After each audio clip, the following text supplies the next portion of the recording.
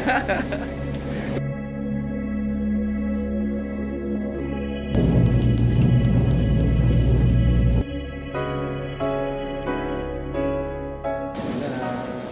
mina es fantástica.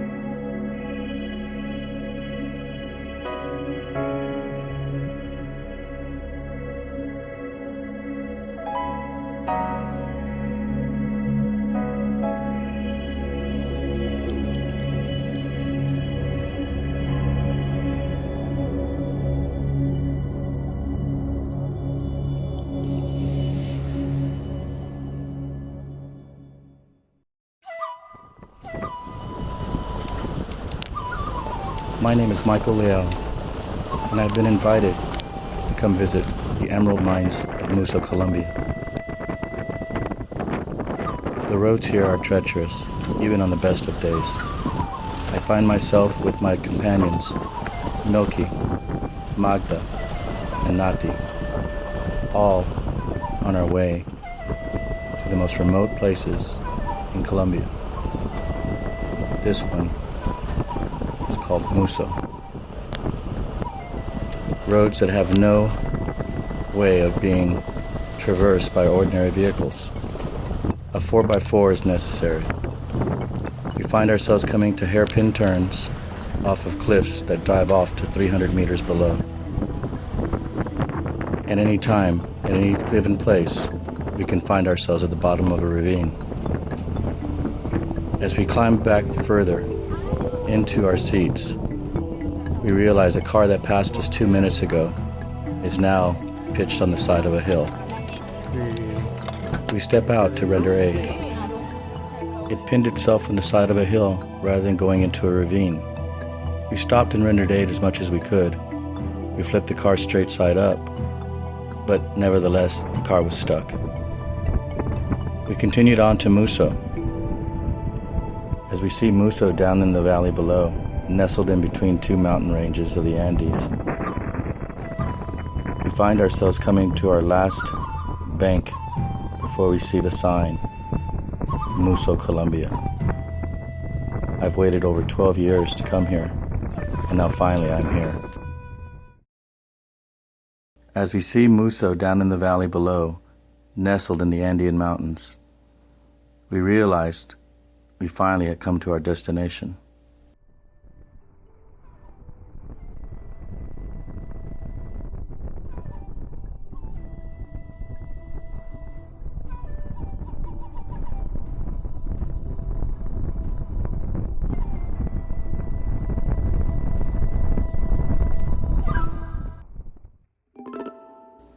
Muzo. 12 years I've waited to come here, and now, finally, I am here. I realize it is a small city, a few thousand people at best, nestled here in the Andean mountains. After 7 hours of driving, we finally arrive. We are exhausted. We look for the first hotel we can check into, bathe, relax, and prepare ourselves for the morning. We leave early in the morning. It's foggy, it's wet, can't hardly see anything. But we do know that there are drop-offs right off the sides of the roads. So we're careful. We drive slow. Make sure we know exactly where we're going. Our guide, Milky Rodriguez, has been here all his life, knows the roads very well. He continues to show us where events have happened on these very roads. Things we won't talk about now, but things have happened on this road. Bad things.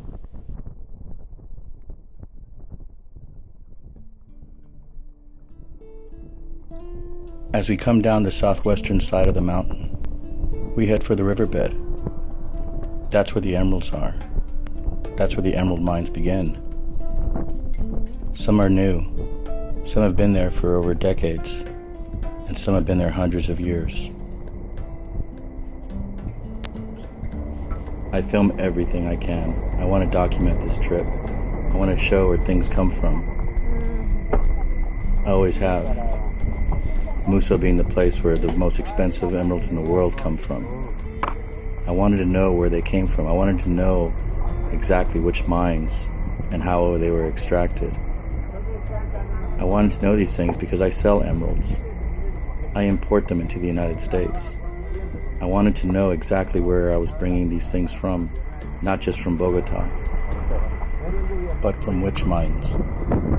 Muzo, Cosquez, Chivor, La Pita, Cunas.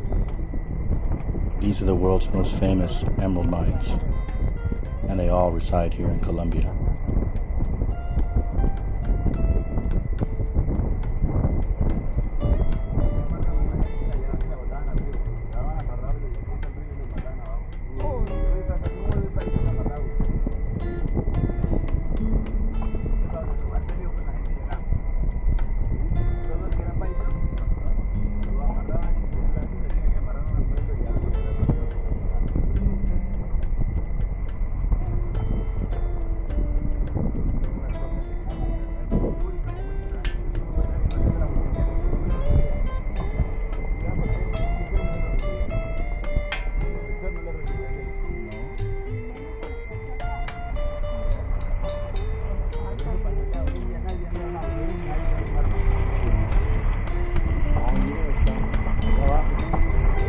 Although the roads are dangerous and even treacherous at times, we can't help but feel in awe of the beauty of the Andean mountains and forests that surround us. Literally, we are looking for emeralds in an emerald forest.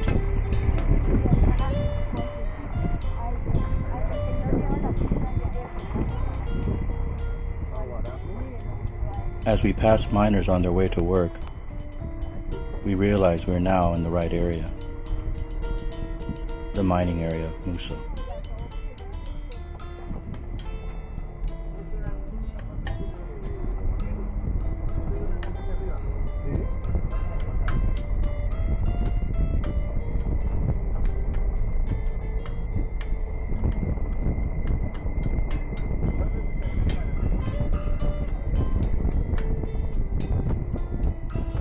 As we get closer to the mines, we pass by these makeshift little shanty towns with no names. The miners stay here for the night. It's too far away to go back to the main city of Muzo every day, so they stay here and sleep in between their shifts.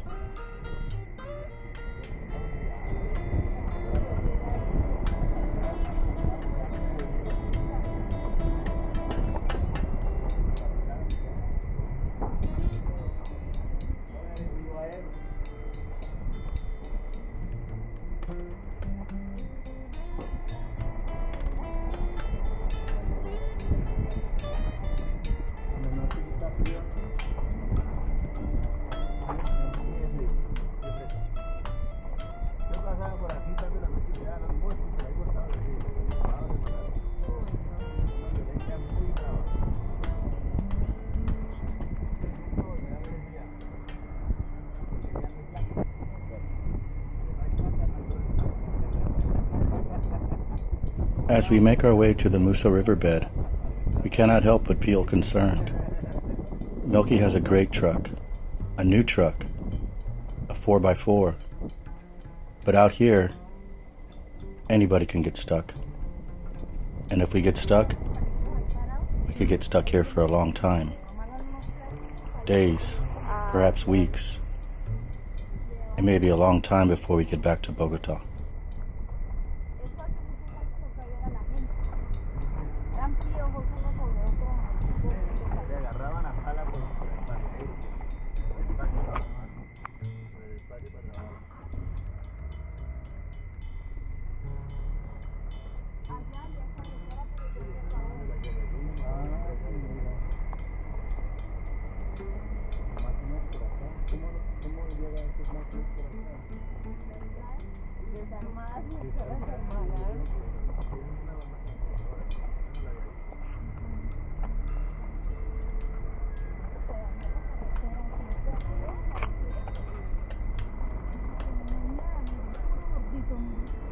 We leave the riverbed for a while, only to come back to it later. And this time, Milky's truck is put to the test.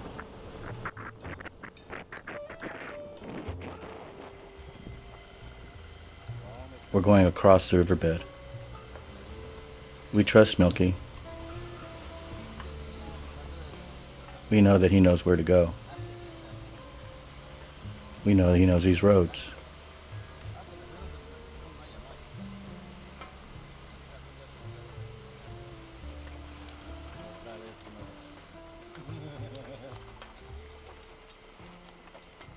But like I said before, anybody can get stuck out here, anytime.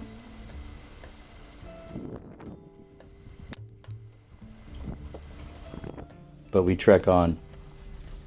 Milky, we trust him. We know he knows this area. We hope he knows all the roads. At least we pray that much. At this mining camp, they're doing mostly above ground mining, which is to say they sift through refuse brought out from the mines themselves. They sift through them and they sift through them just to find a few points and carats of emeralds. It's one of the oldest ways of mining there is. It hasn't changed much in 10,000 years.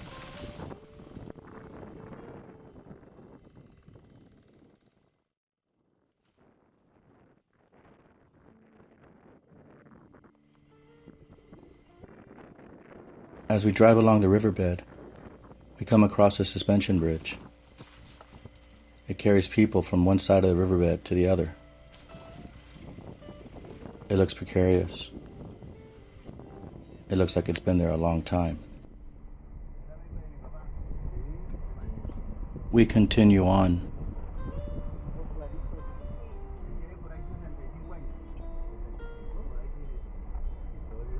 The riverbed looks like rapids in mud, frozen in time.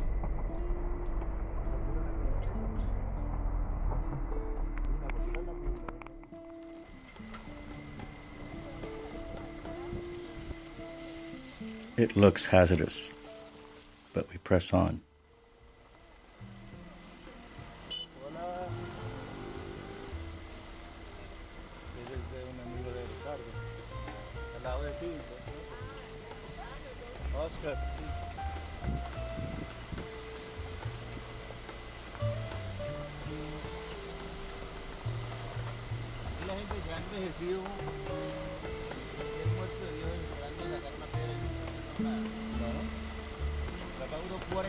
We come down to a point in the riverbed where another mining site has begun.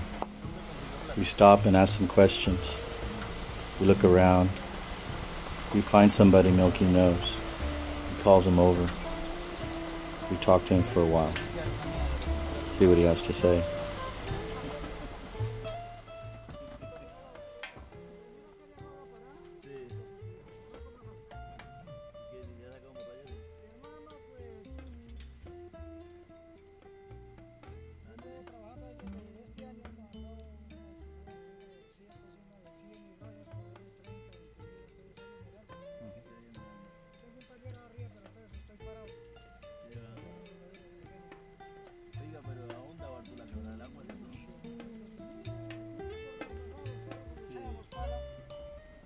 The miner speaks in an accent very few can understand. It is very regional. It is from Boyacá. It is in an accent very few understand, and foreigners even less.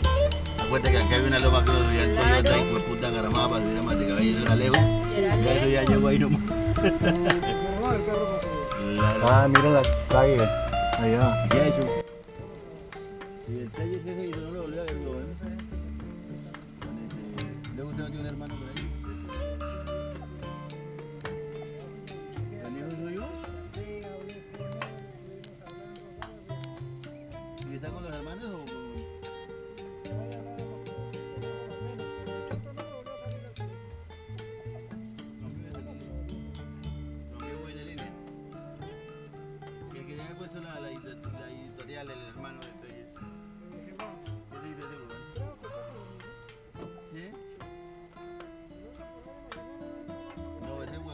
So we leave the riverbed to go to our next mining site, where we have an appointment to talk to the general manager. They've allowed us to film, an offer rarely given in the emerald mining industry. So we press on.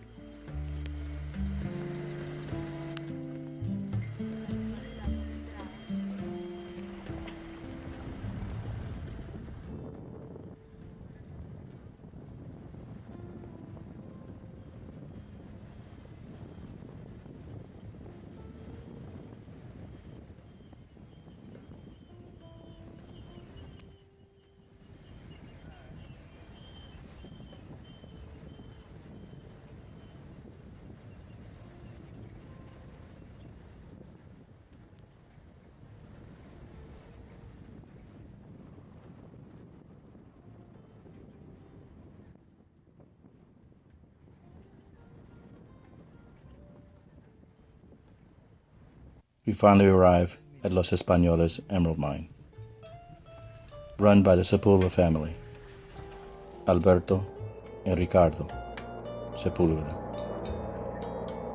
They allowed us to film and go inside the mine, something they're rarely given permission to do in Colombia. Emerald miners are cautious. Even when they do have a big strike, they keep it secret for many reasons. So allowing us to go to the mines and film was really a special opportunity and a special gift from the Sepulveda family.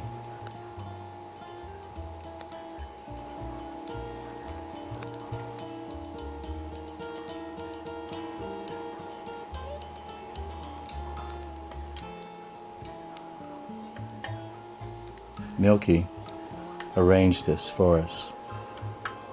As we prepare to go inside the mine, Natalia smiles. Magda, always a pro, ready to go. And Milky, distributor and seller of emeralds in Colombia. All of us preparing to go inside the mine, where safety comes first and foremost. We're given a quick mining rule: never leave your side, never leave the side of another, and to always watch each other's backs. Make sure that we know where we're going.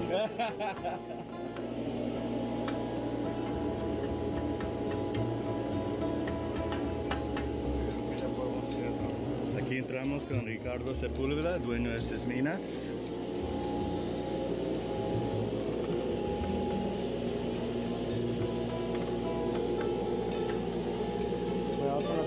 Okay.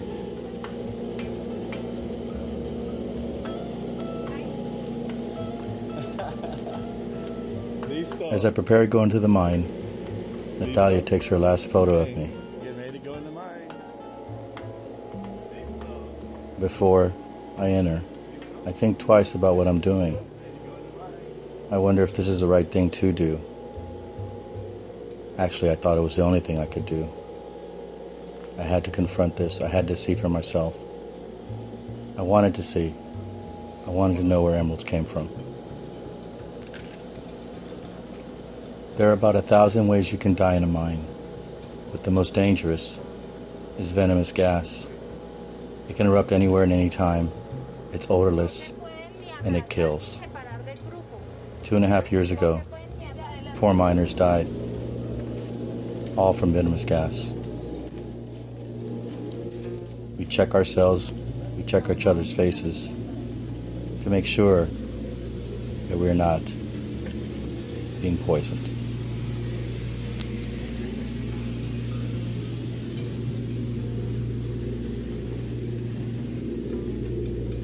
As we go to about 150 meters inside the mine, we begin to realize the air is becoming thicker, the heat building. We realize that we're no longer in a safe area. We continue onward until we get to a large hole, about 50 feet deep. As we come closer and closer, we realize even more so that we are far from the surface and we're about to go farther. We were about to go farther and even deeper than we had imagined. This was not a traditional emerald mine, where it just went into the side of the hill or mountain. This was an emerald mine that went down over 150 meters in the mountain and another 60 meters down into the core of the mountain. Wow.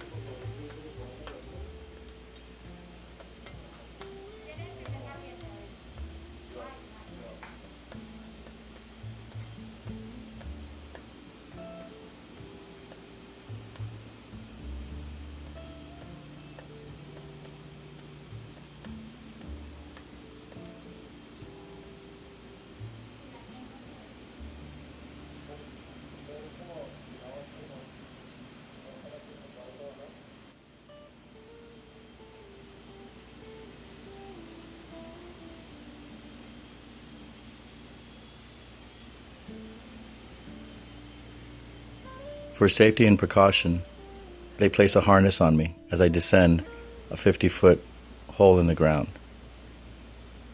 Something I just don't do every day. I realize now that what I'm doing is a little bit further and farther than I've gone in a mine before. The precautions are being taken. I'm being safe.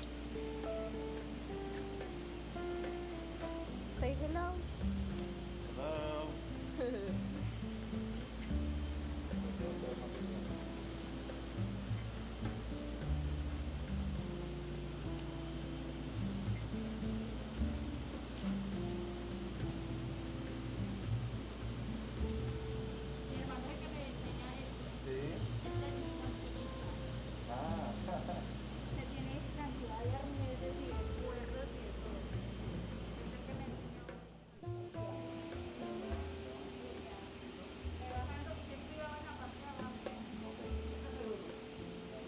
As I descend into a 50-foot hole, I realize if I fall or slip, there's not much chance of me being able to survive this.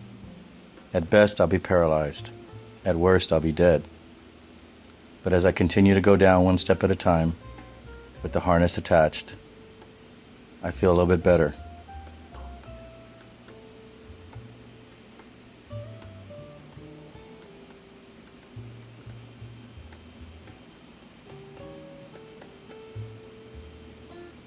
As I descend, I feel the temperature rising.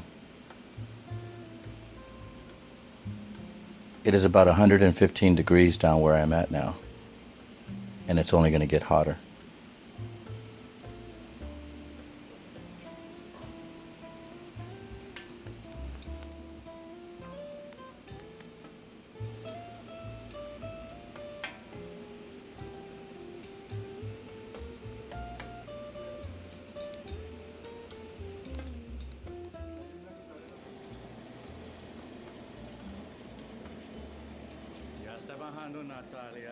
As Natalia descends, we both look up and realize we're far from help. There are no hospitals or clinics nearby. From this point on, we must be extra careful. So we take the necessary precautions.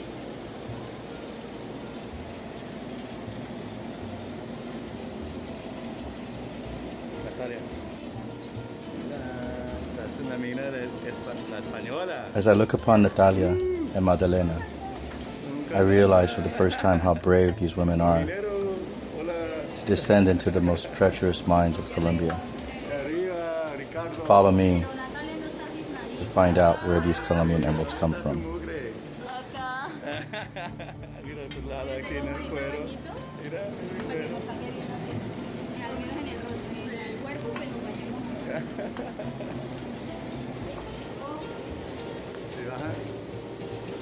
Ricardo Sepulveda, dueño de las minas.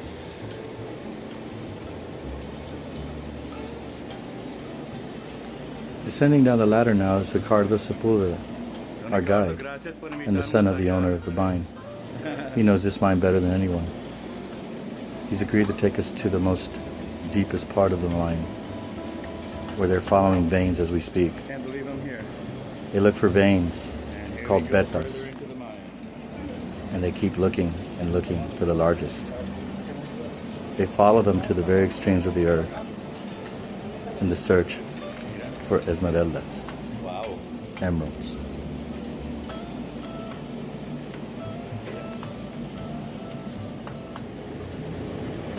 Increíble. Grande. This is one of the eldest mines. It's called Los Españoles for a reason. The Spaniards first discovered it here over 500 years ago. And they continue to search this very mine for the most precious emeralds in the world. The famous Muzo emeralds.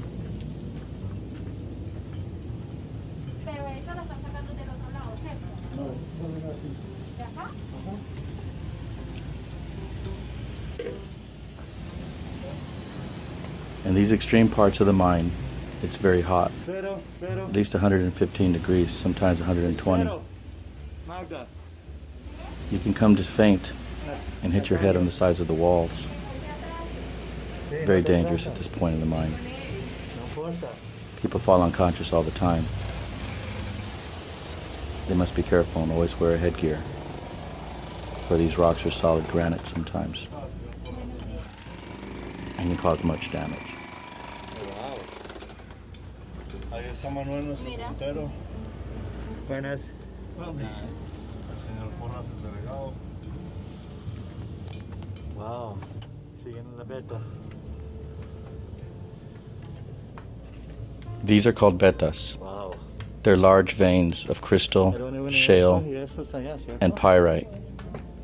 They follow these veins until they yield a green emerald. Emeralds grow around shale and crystallite and pyrite. So the more they find, the more they dig.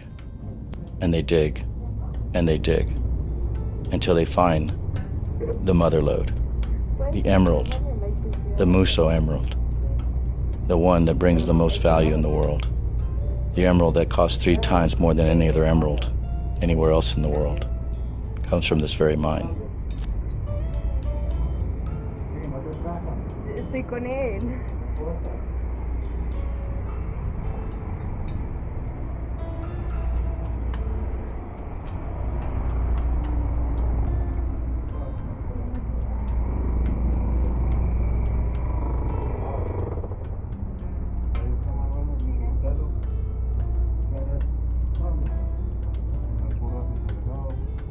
The miners teach me how they follow the veins, which directions, why they go further down deeper or why they go further aside or up. Veins have a characteristic all their own. Each vein is different.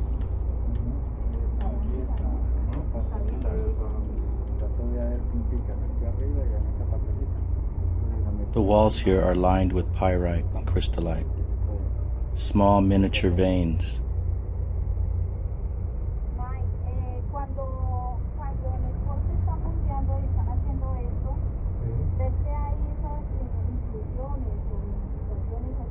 They all culminate here in the corner where the miners are working.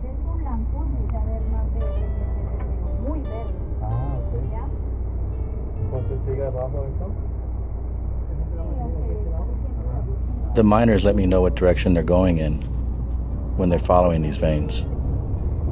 They show me where they found them before and where they continue to look for them now.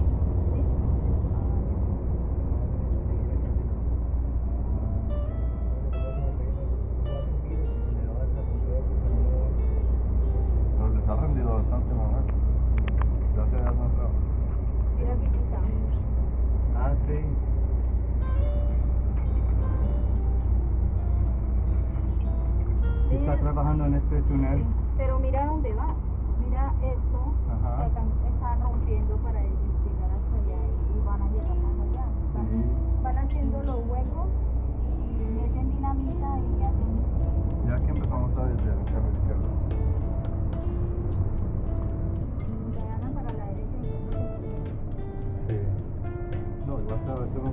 Está acostumbrado al calor, ¿no?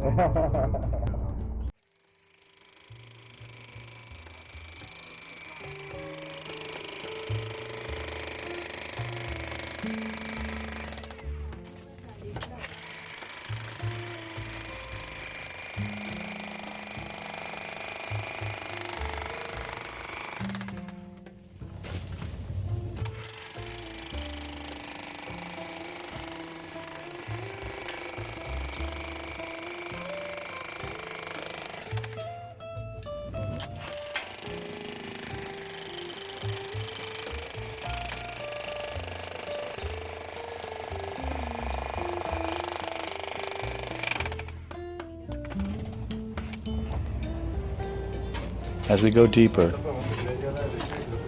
Ricardo, our guide, wants to take us to another site that they're working on, about 50 meters further.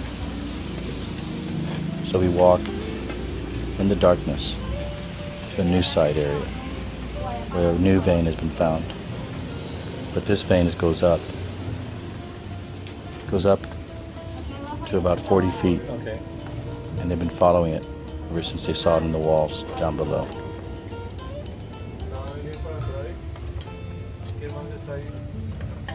As we scale the walls up, we realize this is a dangerous part of the mine. It is not your traditional area where people are working. This area of the mine, Ricardo Sepulveda warns us, is dangerous. Sí. But we have to see. Okay. We have to continue to see.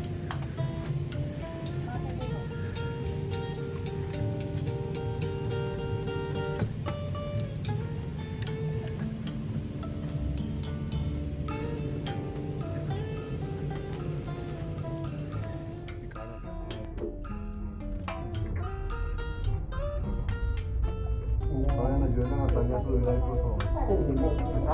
Sí.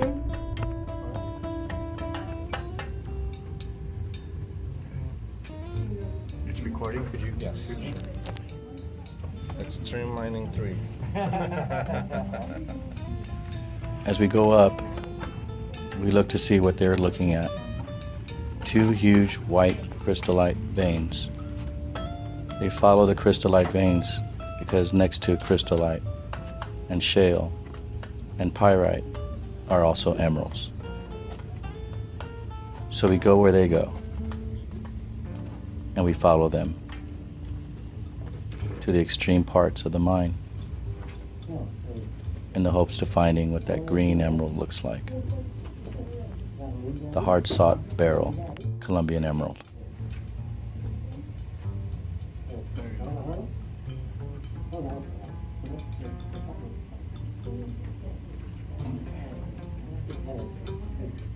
Hasta ahí. Ya me bajo y te subes un poquito para que veas la zona de pica verde que hay. ¿Sí? ¿Así es? Pero es todavía no. Primero baja ella. Pero yo me bajo para que puedas subir porque acá no sabemos.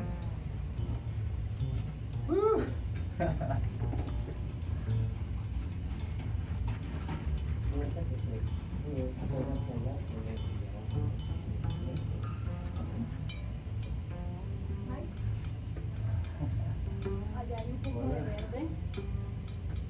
No sé si quieres arriba bajar y esta zona tiene toda posibilidad.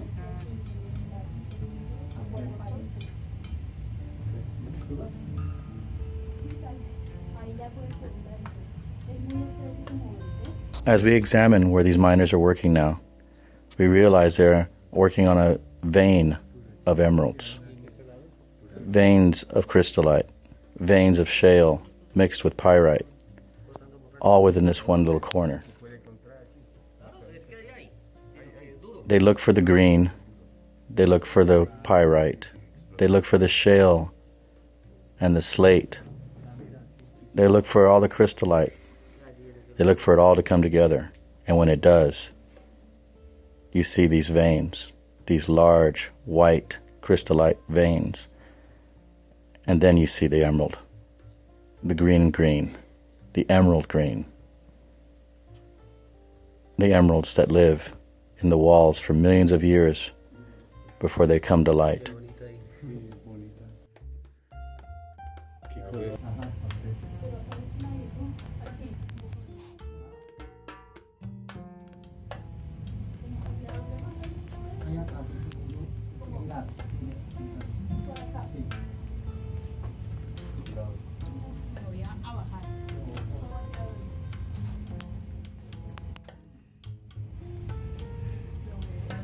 mantener bien. No, ya.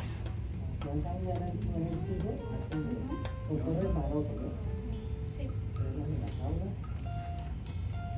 Tienen que tener cuidado acá al bajar o yo, Natalia. Acá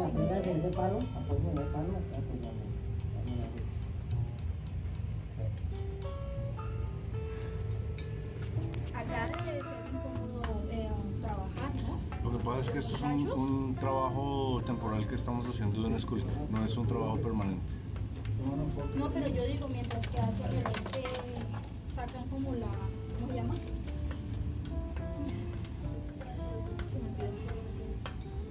La zona.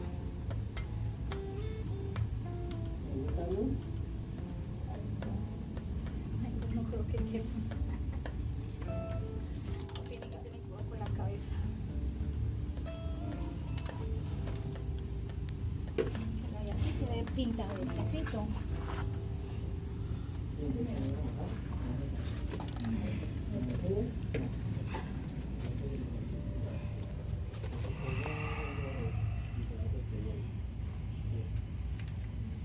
As I reflect back on the photos from our trip to the mine, I realize the danger that we were in.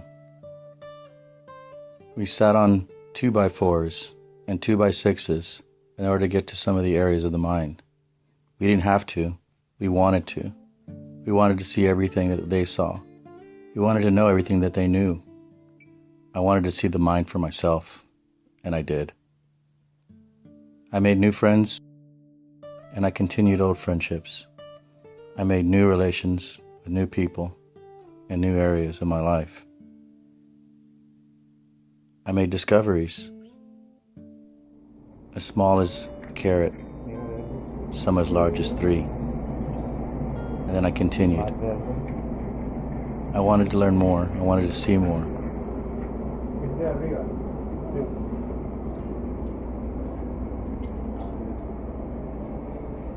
As drops of sweat dropped down my face, I realized being down here for an hour and a half to 2 hours, while these men spent 8 hours a day, was no easy chore.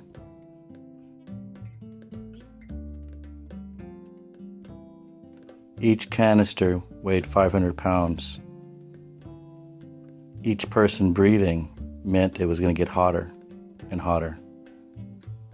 These conditions can sometimes be dangerous. But I knew I was with the right people, at the right place, at the right time.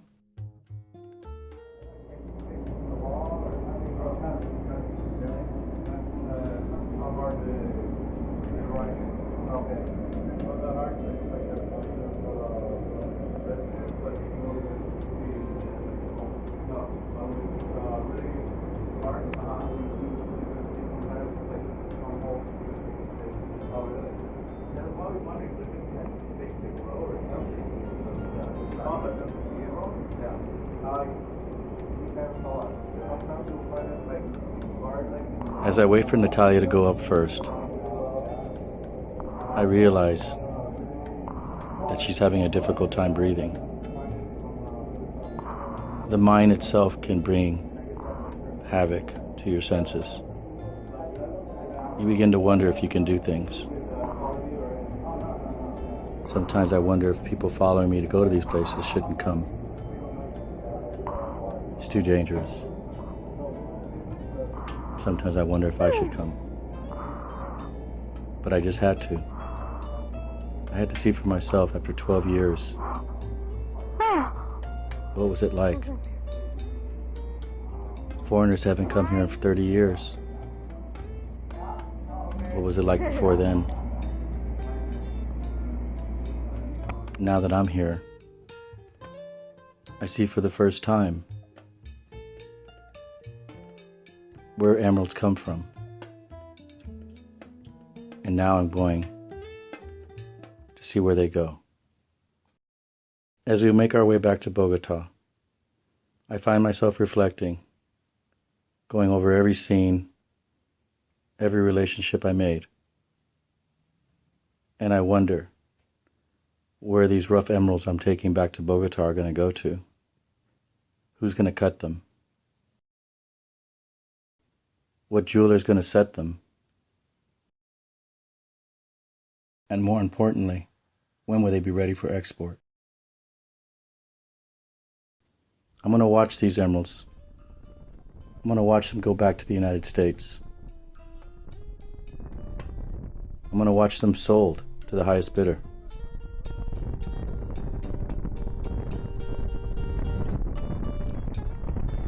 Then I'll know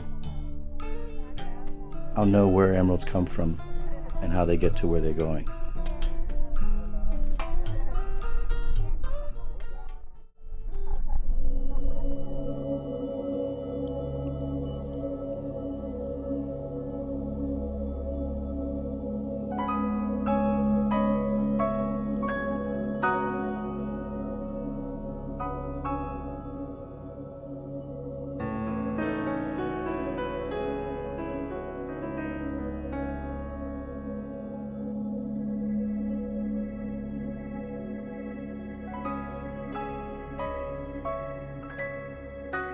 Visit us at Emeralds, Emeralds, and More Emeralds on Facebook.